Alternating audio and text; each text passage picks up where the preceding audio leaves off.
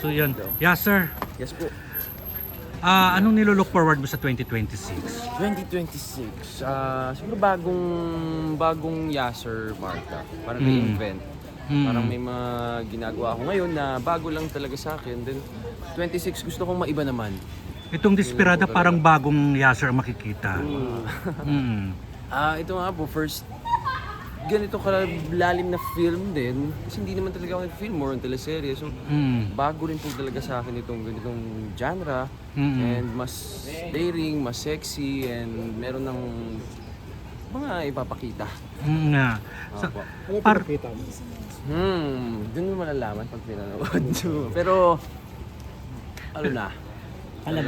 Palaban na. Pero Yasser, sabi nila malaking factor daw na si Direk Louie ang director mo at nagtiwala ka kaya ginawa mo yung dapat mo ipakita. Hindi naman po.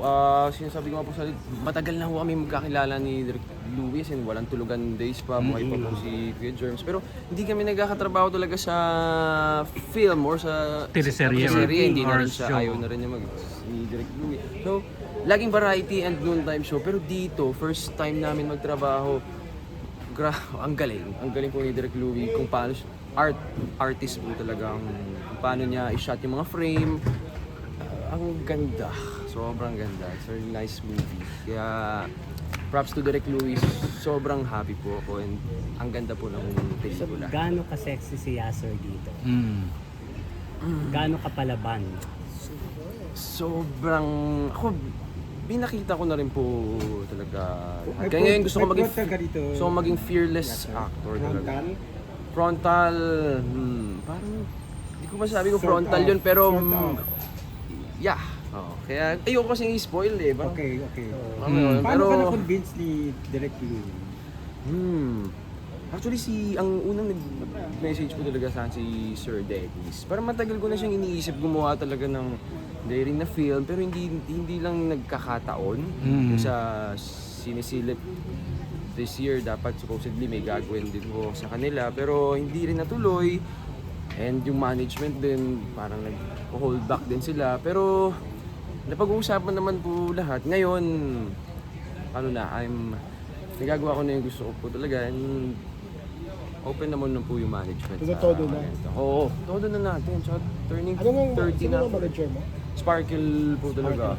Oo, Sparkle. So, Mike Sparkle, congrats. Siguro One big step. baka magandang materialis din ito kaya tinanggap. Opo, yun nga po, minessage po ako ni Sir Dennis Evangelista. Nakita, sinusulat niya daw po yun. Naalala niya po ako dati kasi nag-audition rin po ako for Lockdown. Direct Joel Laman, pero I was too young. Parang 22 pa ata po ako doon. So, parang ito, feeling ko this the right time and perfect timing po talaga. Oo. Tsaka kung noon yun, obligado kang magpakita ng ano. Oo nga, tsaka nagla-love team ako dati. Si Kailin, sila Shaira, sila huli ko si Claudine. Pero ito, ayoko ng iba naman. Out of the box. Mature na Yasser na.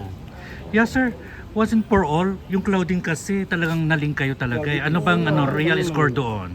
Once and for all. O tapos na. Tapos ka ba niya? O... Hindi, wala namang... Ako sobrang thankful po ako. Pero lagi ko sinasabi, kulang pa po ako para sa isang Claudine Barreto. Diba? Ano ba ako? Sino ba? Anong mabibigay ko po kay Miss Clau? Ako sobrang thankful na lang ako sa pagsasama po namin sa Lovers and Liars. Pero yung friendship, doon na lang po ako nagpapasalamat. Pero Claudine po yun. Saan ng friendship lang talaga? Opo. Hindi Ibig naman sabihin pass. parang alangan ka sa kanya? Hindi naman po. Siyempre, parang hindi pa po ako nandun sa posisyon na yon para magkaroon ng relasyon po. Pero tsaka, hindi naman po umabot din Kumusta ang Pasko mo ngayon? Malamig ang Pasko? Or mayroon? Wala naman. Hindi ko naman siya iniisip. Para mas work and family. Pero Ganun? love life, nandyan lang naman sila.